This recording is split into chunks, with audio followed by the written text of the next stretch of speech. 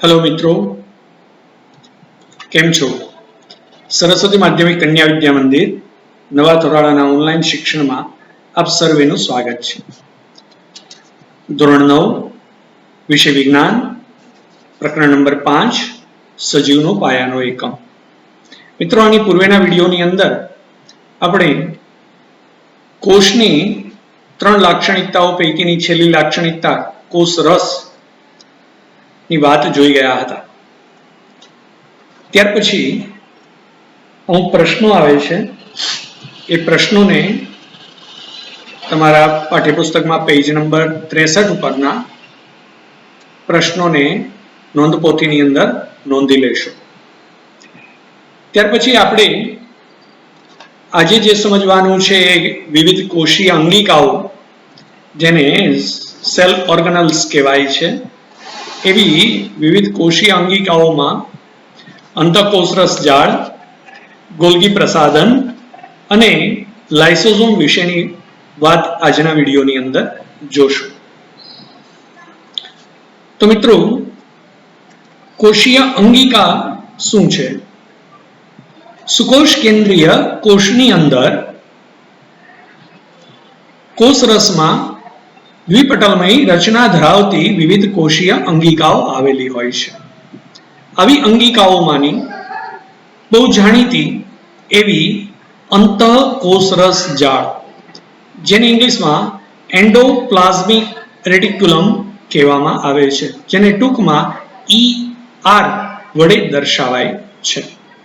તો આજે આપણે સમજીએ અંતઃકોષરસ જાળ કેવા પ્રકારની અંગિકા છે, એનું સ્થાન શું છે, એનું કાર્ય શું છે અને એના પ્રકારો કયા કયા છે।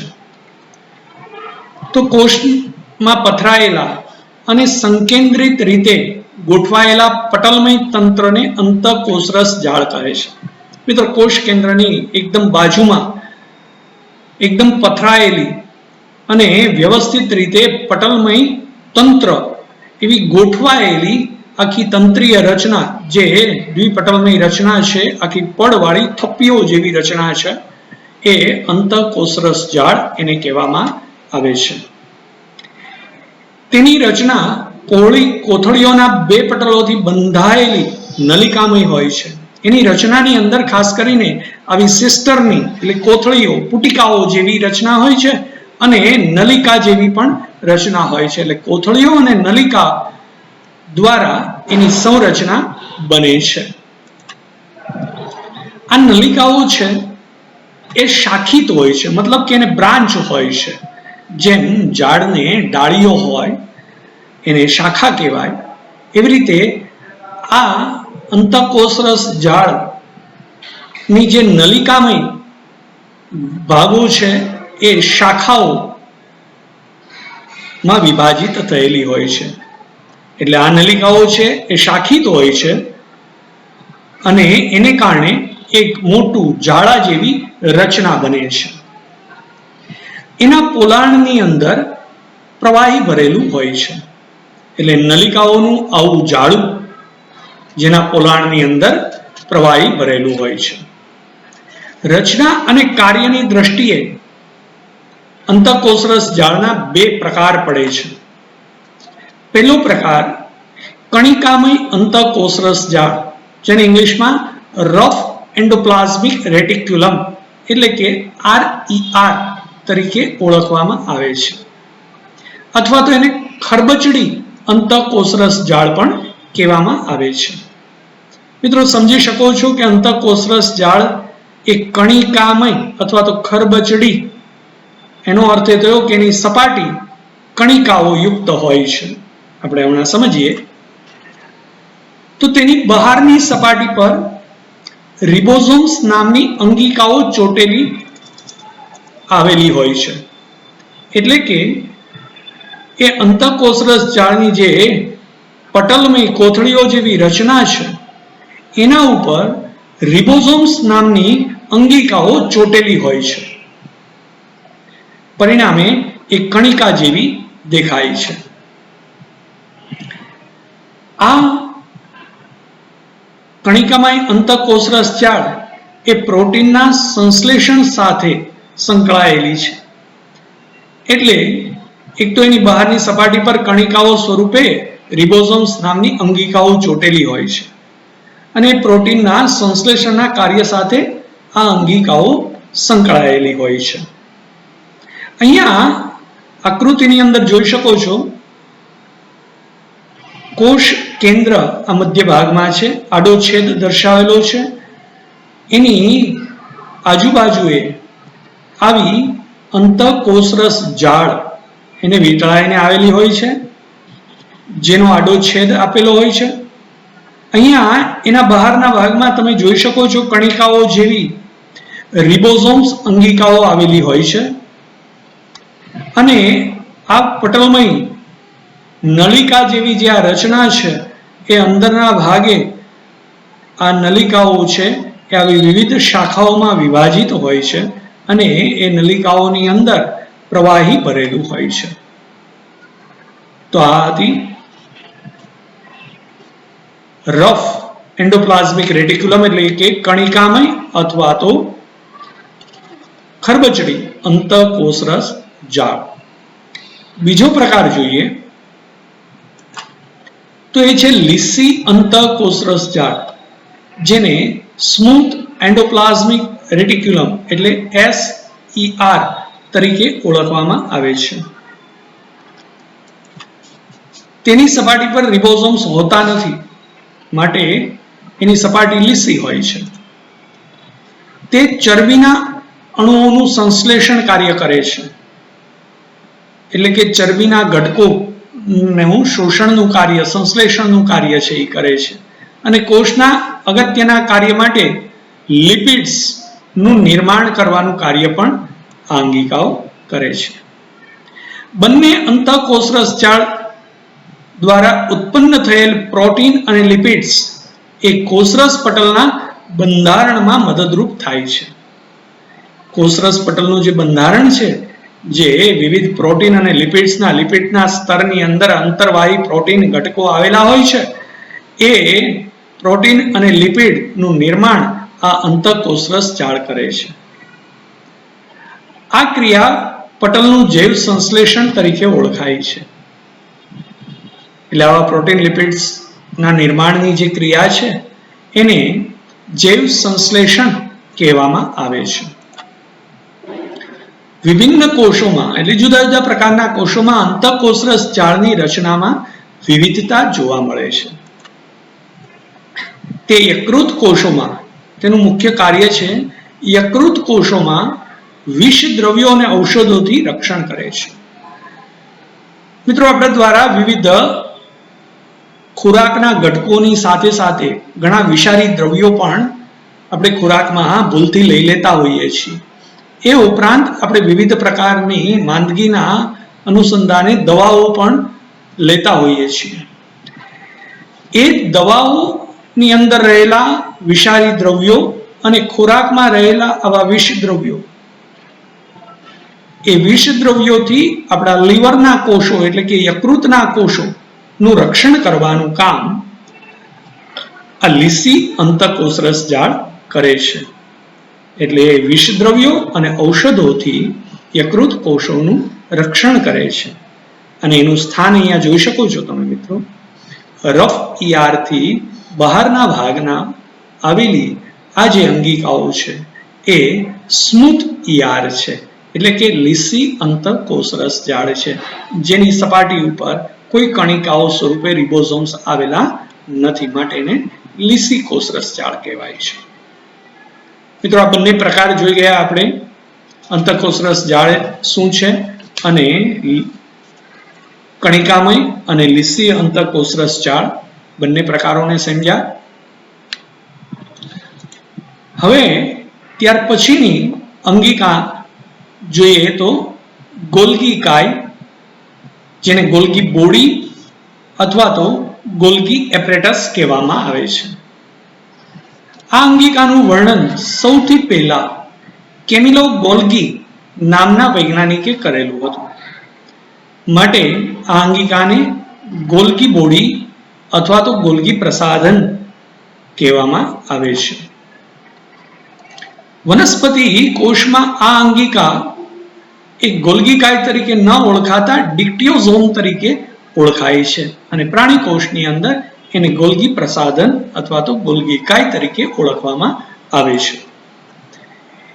તેની સંરચના વિવિધ 3 પ્રકારના ઘટકોથી થયેલી છે, જેમાં સિસ્ટરની, સૂક્ષ્મ નલિકાઓ અને ધાનીઓ, જે મોટી રસધાનીઓ સ્વરૂપની હોય છે. ગોલ્ગી કાયને વિજાણુ સૂક્ષ્મદર્શક યંત્રમાં જોતા, એટલે એને ઇલેક્ટ્રોન માઇક્રોસ્કોપની અંદર જોઈએ તો એ ચપટી, પટલમય કોથળીઓની થપ્પીઓ જેવી રચના દેખાય છે. એટલે કે એની સંરચના સિસ્ટરની, જે સૂક્ષ્મ નલિકાઓ અને ધાનીઓ, મોટી રસધાનીઓ. ધાનીઓ છે એ નાની અને મોટી બંને પ્રકારની હોય, એમાં મોટી રસધાનીઓ, સિસ્ટરની અને સૂક્ષ્મ નલિકાઓ સ્વરૂપના વિવિધ ઘટકોની બનેલી સંરચના છે. અને એને ઇલેક્ટ્રોન માઇક્રોસ્કોપમાં જોઈએ તો ચપટી, પડવાળી એટલે પટલમય કોથળીઓની થપ્પી જેવી રચના જોવા મળે છે. દરેક કોથળી જેવી રચનાને સિસ્ટરની કહે છે.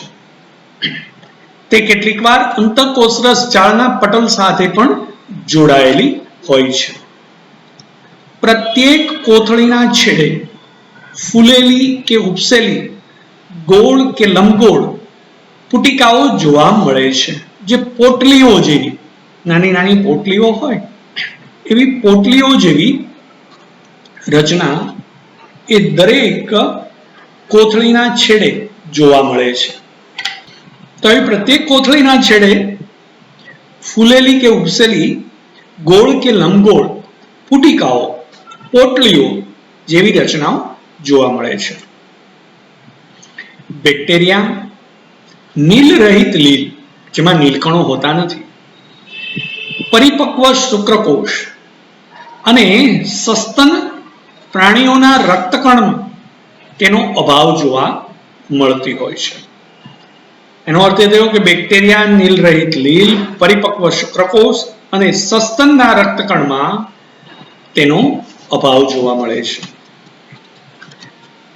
ગોલ્ગી કાયનું મુખ્ય કાર્ય એ અંતઃકોષરસ જાળ દ્વારા જે પ્રોટીનનું સંશ્લેષણ કરેલું હોય છે, ચરબીનું સંશ્લેષણ કરેલું હોય છે, એ સંશ્લેષિત દ્રવ્યનું પેકેજિંગ, એટલે એને વ્યવસ્થિત ગોઠવણી કરવી, જેને પેકેજિંગની ક્રિયા કહેવાય, આવી વ્યવસ્થિત પેકેજિંગ કરી અને કોષની અંદર તથા કોષની બહાર મુક્ત કરવાનું, સ્ત્રવણ કરવાનું કાર્ય છે એ આ ગોલ્ગી પ્રસાધન કરે છે. અને જે પોટલીઓ જેવી રચના છે એ પુટિકાઓની અંદર નિપજોનું પેકેજિંગ, રૂપાંતરણ તેમજ એને સંગ્રહી અને જ્યારે વિપરીત પરિસ્થિતિમાં એની આવશ્યકતા હોય ત્યારે એની જરૂરિયાત દ્વારા એનું સ્ત્રવણ કરવાનું, સ્ત્રાવ કરવાનું કાર્ય કરે છે. એટલે ત્યાં સુધી એના સંગ્રહનું કાર્ય પણ આ ગોલ્ગી પ્રસાધન કરે છે. એની રચના જોઈએ તો એ ગોલ્ગી કાયનો આડો છેદ લીધેલો છે, પણ આવી પોટલીઓ જેવી, આવી કોથળીઓની થપ્પી જેવી રચનાઓ રહેલી છે અને દરેક આવી નલિકામય રચનાઓના છેડે આવી પોટલીઓ, પુટિકાઓ જેવી કોથળીઓની રચના જોવા મળે છે. ત્યાર પછી મિત્રો જોઈએ તો અન્ય બહુ જ ઉપયોગી અંગિકા લાઇસોસોમ્સ. આ અંગિકાની આસપાસ લિપોપ્રોટીનનું બનેલું એક જ પડનું આવરણ છે. કોષમાં તેની સંખ્યા ખૂબ જ હોય છે, કારણ કે કોષના પાચનની ક્રિયા સાથે સંકળાયેલી આ અંગિકા છે, માટે એની સંખ્યા કોષની અંદર ખૂબ જ વધારે પ્રમાણમાં હોય છે. આ અંગિકામાં કાર્બનિક અણુઓના પાચન માટે જવાબદાર હાઇડ્રોલેઝ પ્રકારના શક્તિશાળી ઉત્સેચકો આવેલા હોય છે. આ અંગિકાઓ છે એ વિવિધ કાર્બનિક અણુઓના પાચન માટે જવાબદાર અંગિકા છે અને એના માટે જે જવાબદાર હાઇડ્રોલેઝ ઉત્સેચક છે એવા પ્રબળ શક્તિશાળી ઉત્સેચકો આ અંગિકામાં આવેલા હોય છે.